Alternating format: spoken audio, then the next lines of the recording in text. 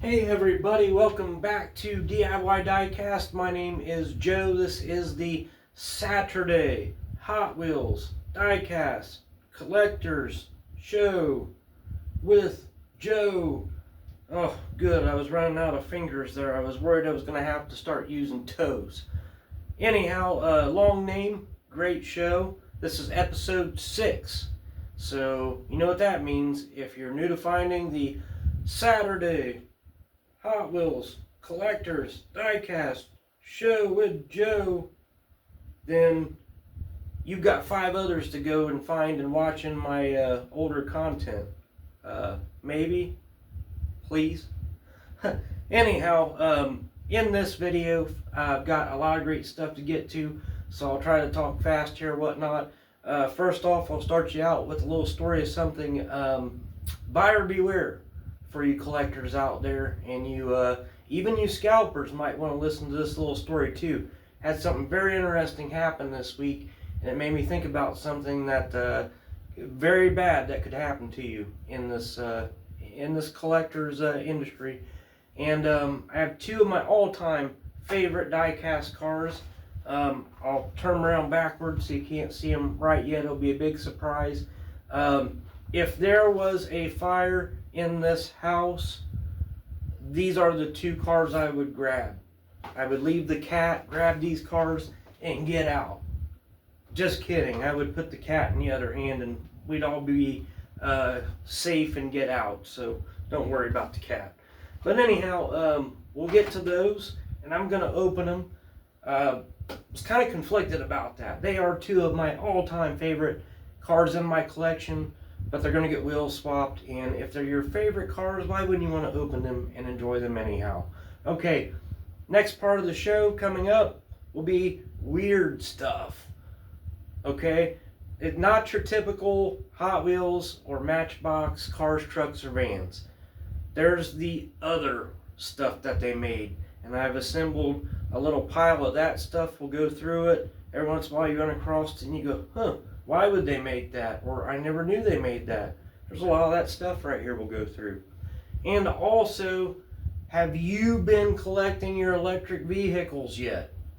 If not, you're already behind. They've been putting out so many of these here lately, and it's nothing new. They've been kind of trickling out for years now, so you need to get on top of it.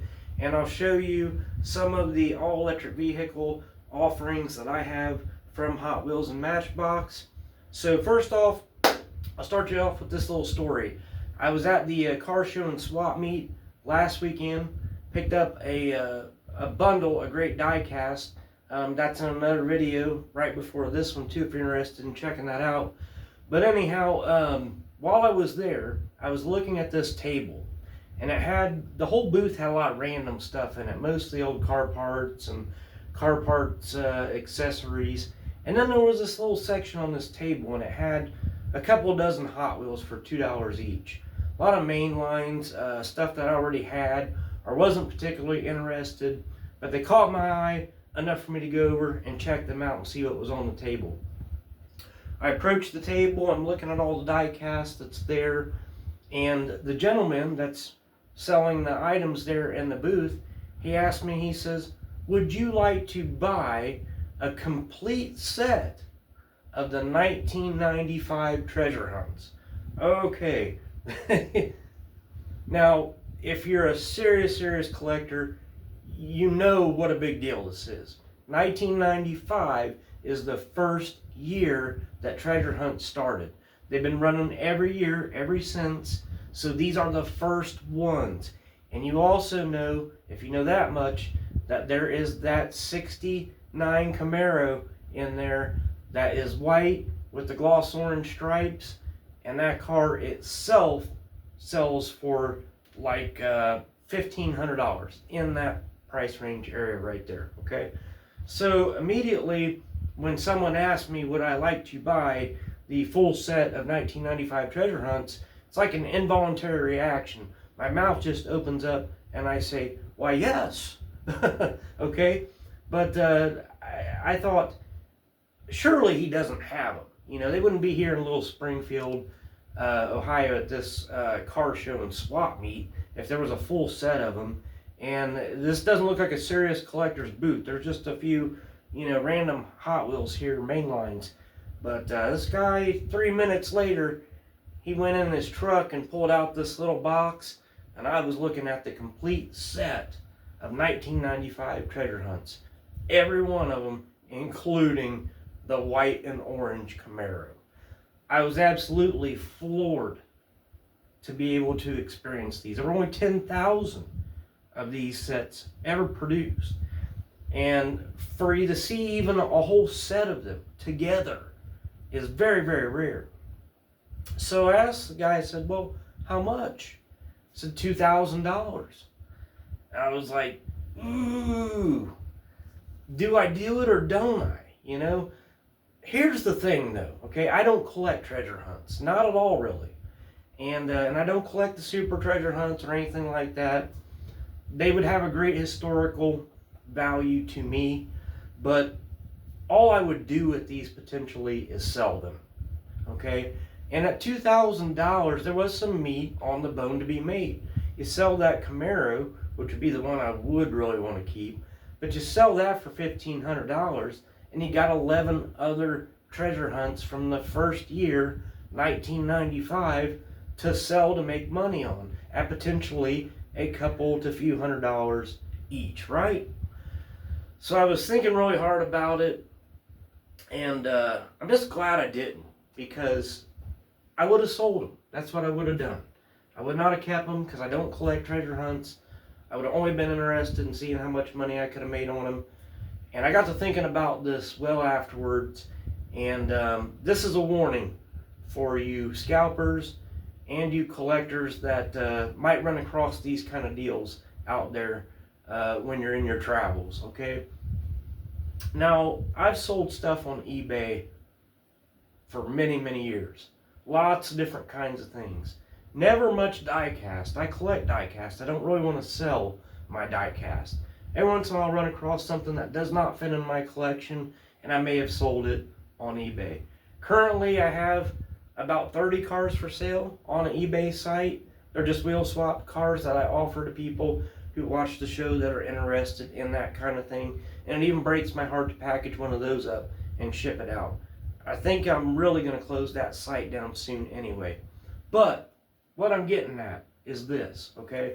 I know from experience selling stuff on eBay, particularly when it comes to that rare and big money diecast, your best opportunity to be able to sell it is to be able to offer it to where the whole world can see it for sale at those prices on a large scale platform like eBay. It's going to be your best chance at selling them and making some money.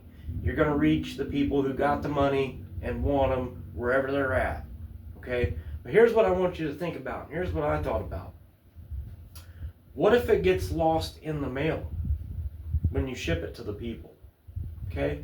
You could potentially be out $2,000 in this scenario. And here, now you can buy the insurance to cover your package, sure. It may or may not be worth it, we could argue that. But here's the other big scenario, okay?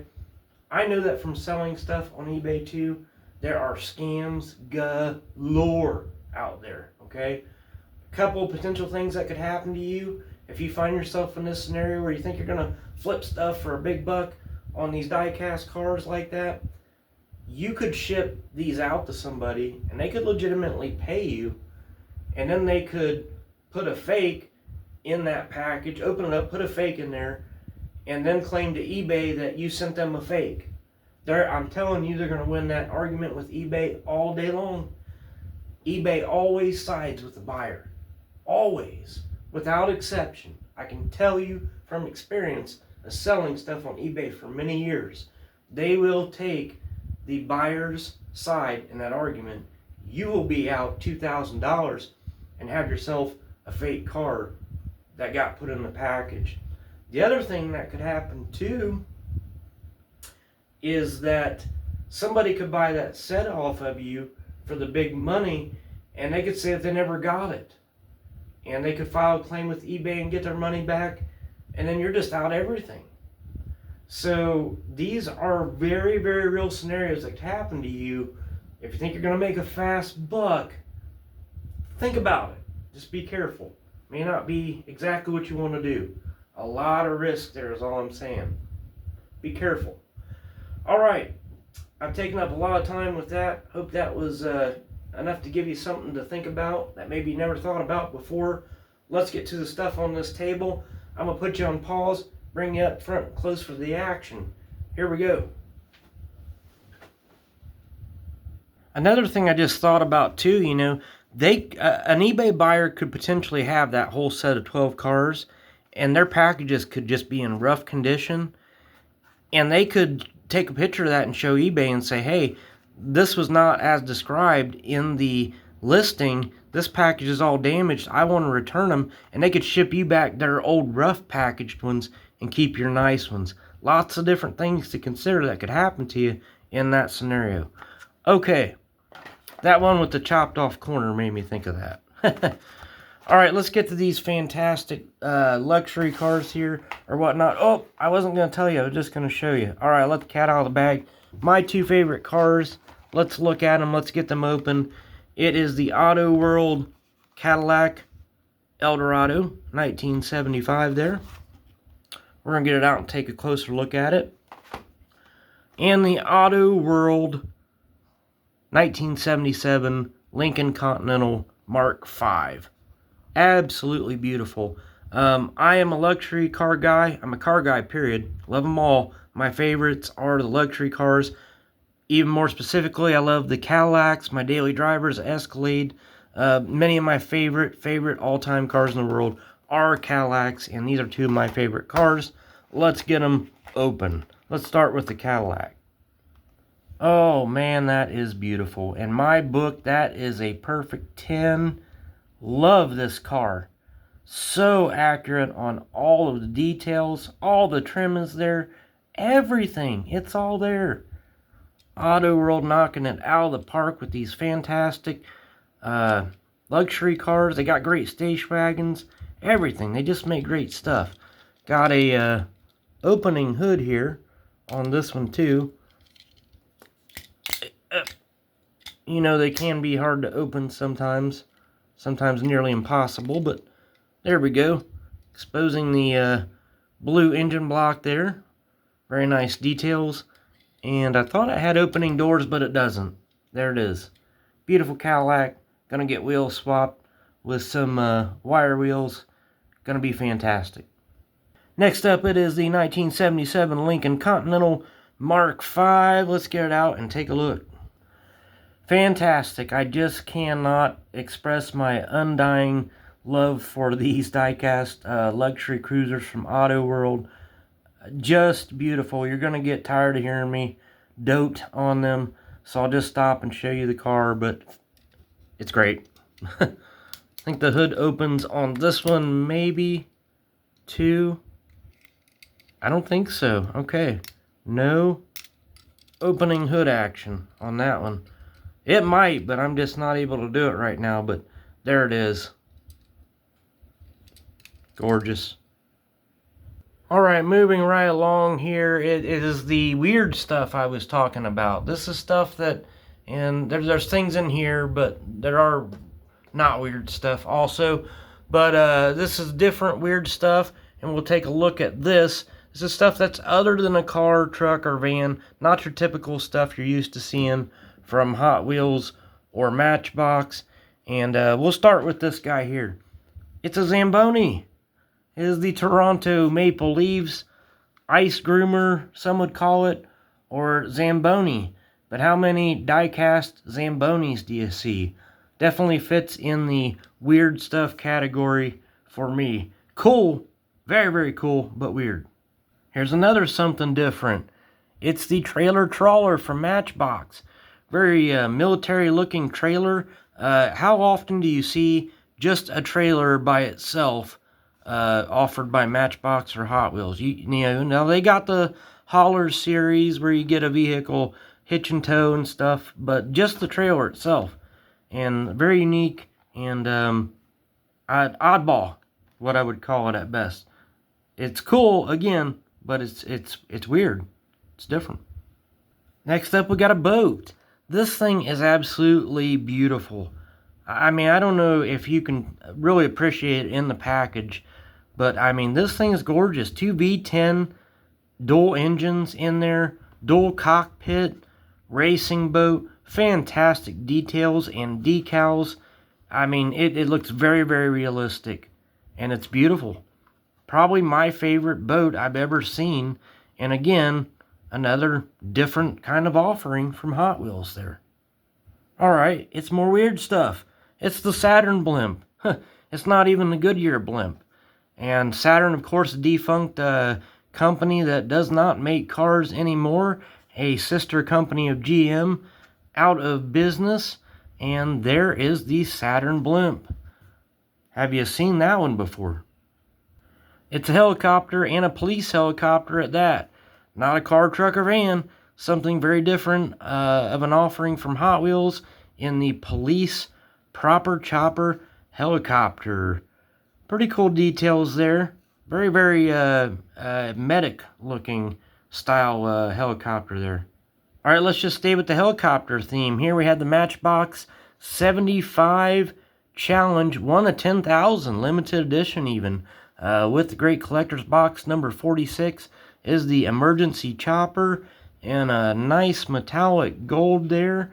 And for the night, it's a 1997 edition. So if you collect the oddball stuff or the planes or copters, there's one for you. Alright, this one's a Matchbox. It's another helicopter, got a dual prop. I want to think this is called the Osprey, or the Osprey for some reason. It's an ambulance helicopter from Matchbox, and fits the weird, as far as diecast, typical diecast goes, category. Hey, don't you just love getting behind these guys while you're in a hurry to get to work running late? It's the Street Sweeper. Look at these things. Got a top speed of like 3 miles per hour. Anyway, it's vehicle number 96 of 100 from the Matchbox. And it's the Street Cleaner Street Sweeper there. Not your typical diecast. Very, very cool. If you do a lot of skiing or outdoor winter sports, up north particularly, maybe you recognize this one. It's a snow groomer. Tracked vehicle. It's got the tank-like style tracks instead of the wheels and tires. And very handy for moving snow. And very untypical for your Matchbox vehicles. I just threw this one in there. It's a loose street sweeper of another different variation, but it's more typical in that it is an actual like truck cab or whatnot, but city cleaner street sweeper there. An honorable mention. Alright, last up for the weird stuff collection group I have here is this wonderful World Zoo 5-pack gift set from Matchbox. It's kind of vintage. It's got some years on it now. Got some great safari and four-wheel drive vehicles on it. Really look forward to getting that Jeep out of there and putting some great wheels on a wheel swap with that. But you will notice inside of there is another fantastic boat. And what I just noticed about these two when I was holding it, there are wheels on the bottom of this boat. So you could push this, around. It's got wheels on it. Kind of reminds me when I used to watch SpongeBob with my kids when they were growing up. SpongeBob actually driving the boat around. I think he called it Bodie, was the name of his boat that he drove around on the show.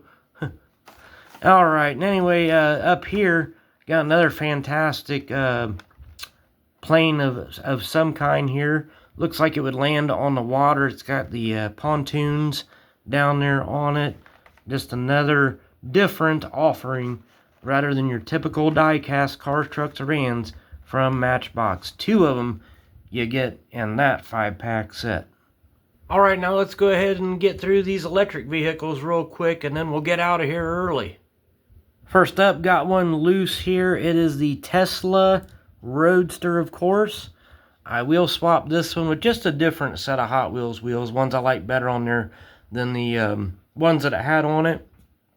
You'll notice it has the guy in there that looks like he's wearing a spacesuit driving this thing too. Very interesting. Electric Tesla Roadster. Alright, in my opinion, for your electric vehicle collection, a must-have is the Hot Wheels mainline EV Silverado EV RST.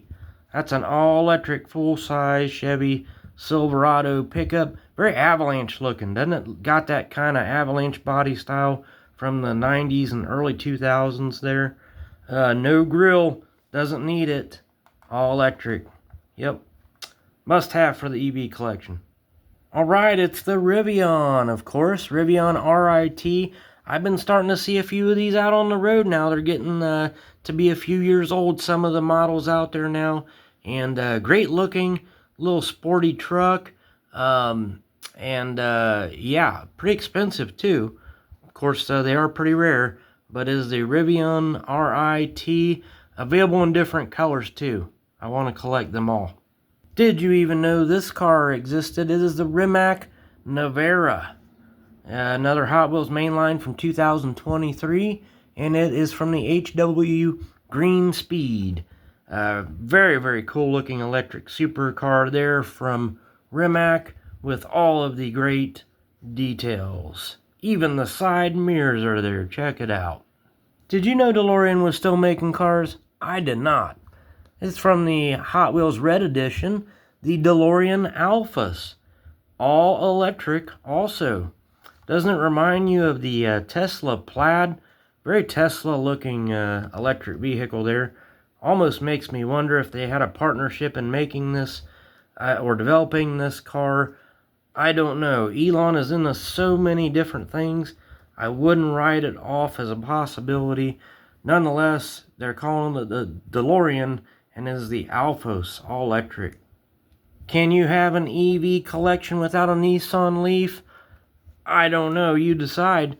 But here it is the HW modified Nissan Leaf Nismo RC02. Not overdone with the graphics, simple Nissan decals on there with some great details. Missing the taillights, they put the headlights in there for us, and the badges, and very well done example of the Nissan Leaf. Alright, maybe if you see this one out on the road, it won't make you turn your head necessarily, but it is the 2024 Ford Explorer BEV electric vehicle. It's on the Matchbox short card, and a great electric vehicle offering from Matchbox and Ford with great details, like that blue color on there. Alright, that is going to do it for this edition of the Saturday DIECAST Hot Wheels Collector Show with Joe. Made it. I think I used more or less fingers each time I repeat that. Anyhow, again, really hope you enjoyed the show. Try to put several different things together that you might find interesting for every Saturday show. And if this is the first time that you are finding my channel, DIY Diecast, there's a whole library of shorts and other even long version videos for you to go back and explore. And if you want to, you could subscribe, just saying, then you'll be notified when all the new ones drop. Either way, I appreciate your time, appreciate you watching, and hopefully we will see you next time. Later.